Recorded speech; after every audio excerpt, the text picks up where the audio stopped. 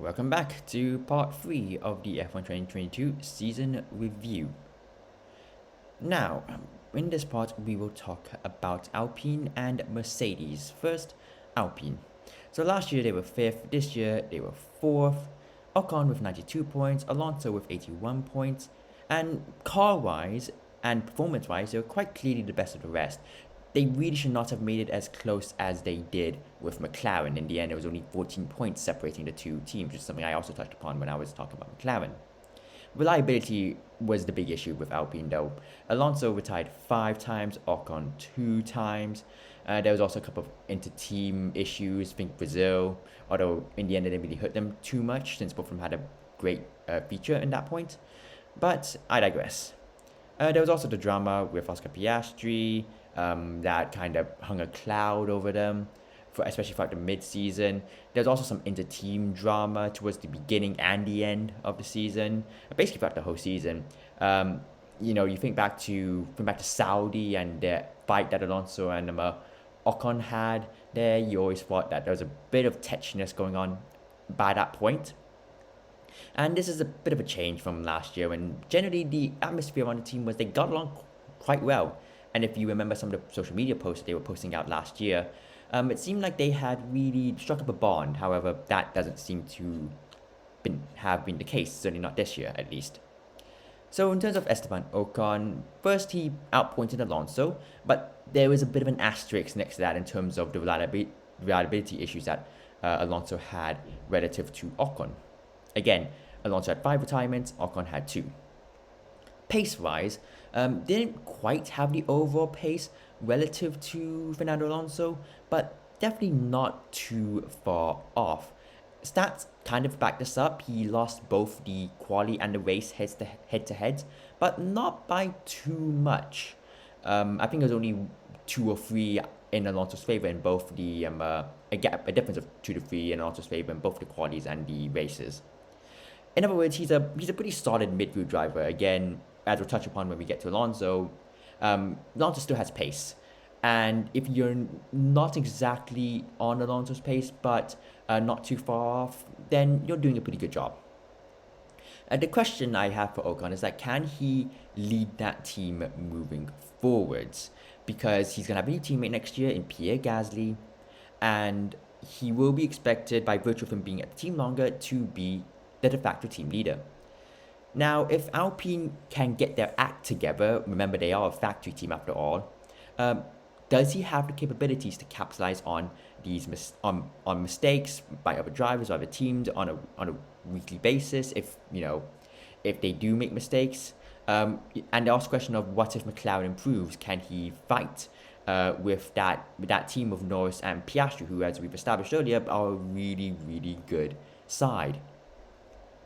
In my personal opinion, he needs to show more glimpses of his Force India form, specifically when he had Perez matching pace. And for those of you who may not know, Perez was king of the midfielders for the longest time. He was constantly in that Norris position of finishing 7th, and just was a fantastic midfielder, consistently picking up podiums.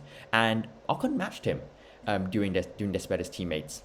And indeed, it got to the point where, after Valtteri Bottas' 2018 season with Mercedes, when he was winless, a lot of people were trying to push for Ocon to be the Mercedes number 2, because Ocon was out of a drive at that point at the end of the season. So again, he needs to show that kind of form, I feel, to really push this team forward. Now, moving on to Fernando Alonso, again, season was hurt by reliability. Alonso has a habit of, hyperbole, as I'm sure long-time F1 viewers will know, but his hyperbole about losing points, definitely, he has a point there. I think he's lost around 50 points, conservatively even, to reliability issues. And, you add into those 50 points, and he's challenging Lando Norris for best of the rest, and indeed probably beating Lando Norris in the best of the rest fight, aka 7th position in the championship. Still has no signs of slowing down, amazingly, despite him entering his, him being in his 40s, I think. potentially by the time he ends this contract with Aston Martin, and if he decides to retire after that point, I think he'll be like, what, 43, 44, if I'm not mistaken? So he's still a top 6 or 7 driver on the grid as it stands, which is no mean feat at that age. Again, as I said, we'll see how it goes with Aston Martin, especially how his relationship with Stroll plays out. They'll both, Alonso likes to be the number 1 driver, and Stroll's father not essentially does own the team. So there will be a little bit of interesting team dynamics there. Now, moving forward, with regards to Alpine, again, as I mentioned, Gasly is now coming into the squad. I rate Gasly very, very highly. Obviously, disastrous Red Bull stint, but ever since then at Toro Rosso, now AlphaTauri, he has been fantastic, really. He's constantly been challenging thereabouts, even when AlphaTauri/Toro Rosso have not had the car. I still remember the 2021 season where he was arguably top 5 driver on the grid, and almost certainly a top 10 driver on the grid that year. So he has the abilities, no doubt about it. And it will be interesting to see how the teammate dynamic with Ocon plays out, and which one, if any, will lead the team and become top dog. Again, as I mentioned earlier, you'd expect Ocon to lead the team, but if Gasly comes in and really lays down a marker, then who knows at that point. And there also just might be the case that no one is de facto team leader. And they just kind of play it by ear, kind of like what? Yeah, and they just play it by ear. So there was also a bit of a concern there in that Ocon and Gasly do not have the best. It's rumored that they don't have the best working relationship with each other. So I definitely can foresee some inter-team drama next year. But again, with Alpine, what else is new? Now we move on to Mercedes. Now last year they were first in the constructors, this year falling back to third. Russell on 275 points, Hamilton on 240. And make no mistake, this is a disappointing year for the team that has dominated since 2014. Had ridiculous porpoising issues in the early stages. I still remember the sight of that Mercedes W13 just bouncing down the straights in Imola, I think it was, early in the year. And it took a while for them to get on top. I think they finally only got on top of the issue by mid-season, which, is a big, big issue, especially when you think of the opportunity cost, in the sense that the amount of time you're taking to get on top of porpoising, you're not using that time to develop the car. And, they had a shocking first few races. I mean, okay, the first race, they got kind of lucky with that, Red Bull implosion. But, Hamilton didn't even get out of Q1 in Saudi Arabia. Admittedly, they were trying some things with that car that weekend. But, I think to Imola, Hamilton was stuck behind. I think it was Pierre Gasly. For the majority of that race got lapped by Verstappen. Monaco, they were off the pace, I seem to remember. And it just wasn't really great, to be honest, for that team. And even when they did get on top of their porpoising issues, the car just wasn't really as fast as the Red Bull or Ferrari, certainly not in qualifying trim at least. It was too draggy, had a narrow setup window. There were some positives in the race. They had good tyre wear, and it was generally a better race car than it was a qualifying car. In a way, I almost find it quite interesting and quite funny that the relative performance of Red Bull and Mercedes this year has kind of mirrored Mercedes and Red Bull respectively from 2017 to 2019, when the Mercedes at the time and the Red Bull now had much better qualifying and really good race pace, but the Red Bull of that time and the Mercedes of this time, while it really did not have the qualifying pace, if given the right circumstances and given the right track, it would be more than a match for the faster car generally. And indeed, we did see that. Mercedes had good tire wear and it had a good level of downforce as well. And as a result, it did manage to pick up a win. Technically two if you count the sprint victory, but that doesn't count and no one really should, to be honest. And yeah, I picked up those wins in the hands of George Russell, who we will get on to now. And George Russell this year, make no mistake about it, like he was a huge positive for this team. He maximized every result, especially at the beginning of the year. You know, he outraced Hamilton 12-10. He lost in qualifying 39, but that's still very respectable against statistically the best qualifier that F1 has ever seen. Again, as I mentioned, he got the team's only win in Brazil in a race weekend where he was just leagues above the field. And even in the final few laps when Hamilton was gunning him down, he was always able to keep him at arm's length, never got within DRS.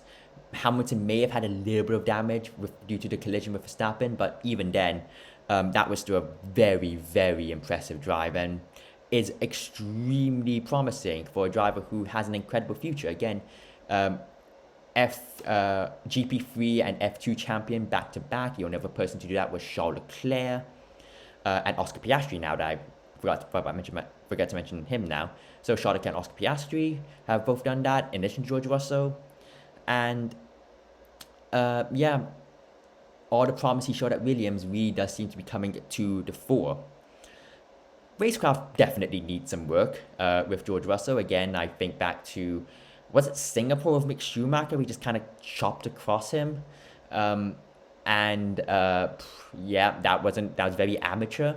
You also think back to Kota with Carlos Sainz, which I'm probably in the minority here, in the sense that I do think, due to the natural way that corner flows and the different lines you could take it, I do think it was a little bit unlucky, and I do think some of the flack he did receive was a little bit unwarranted, but nevertheless, definitely was still quite clumsy to begin with. So yeah, that definitely needs some work. But there is no doubt that he will eventually get on top of that with more experience. Think Verstappen when he was at his early stages in Red Bull. He was a effing nightmare, and most of the time he was a danger to society with many stupid overtaking attempts, ramming into other drivers. I think the one that sticks out to me the most was 2018 Shanghai, where he just basically T-boned Sebastian Vettel at the hairpin at the end of the long straight. But he's improved, and he has generally been a very, very, very good wheel-to-wheel racer with anyone other than Lewis Hamilton. And speaking of Lewis Hamilton, Hamilton, make no mistake about it, has had a disappointing year. Although part of that was slightly self-inflicted, because as we found out that he used himself as a guinea pig for a lot of setup experiments at the beginning of the year. Hence, his poor pace relative to even his teammate. So, well, that is potentially a bit of an explanation. It still doesn't really, that justify kind of his relatively poor pace throughout the year. He's nowhere near washed, in my personal opinion. I think he still definitely has pace, and he's shown that at times throughout the year. Still very consistent, still very clearly capable of turning it on when needs be. But he was a bit clumsy at times. Think Alonso in Spa, that coming together, which was very, very, very stupid. And then I also think of his very late attempted block on George Russell in Zandvoort. That's another one that sticks out to mind, which, again, I think most of that was just because it's his teammate on much fresher tires. But make no mistake about it, there were definitely highlights as well. Think of that amazing double pass in Silverstone. And he still has the pace. The pace is still there. I think he just needs a better car. And it's very easy to say that for a lot of drivers, but with Hamilton, there is past experience in the sense that if you give him a better car, he will outdrive anyone that you put in the second car, or in a very similar car, as you saw in 2020, 2021, where him and Verstappen went head to head in some of those famous races. So he definitely still has a few more years left in him, and from what I can tell from public comments that he's made, he definitely wants to stick around. And Alonso has definitely shown that it is possible to retain most of the pace that you had or have, even as age catches up. So Mercs moving forwards will be very interesting to see. They probably have the best lineup on paper, and the expectations for the next car, especially given the dud of this year's car, will be quite high. The big question, in my personal opinion, is can they recover the time spent fixing this year's car and make up for it in the development of next year's car? Because, as I mentioned earlier, they would have lost a lot of time trying to rectify the problems of this year's car, which, you know, competitors like Red Bull and Ferrari probably wouldn't have had to do. And that brings with it its own opportunity cost, in the sense that you've lost time developing next year's car. So it'll be interesting to see if the Mercedes team can overcome that. And talking about Hamilton and Russell, if both of them fight for the championship, it'll be interesting to see if the teammate bond holds, especially given that they're both at very different stages in their careers. You know, Hamilton's coming towards the end, Russell is only just beginning, but both are very, very, very competitive, as you would expect from F1 drivers, to be honest. Furthermore, adding intrigue is what will Hamilton do with regards to his contract, because his contract is up at the end of 2023, and if Mercedes don't produce a good car, and if he hasn't signed by the time the season starts,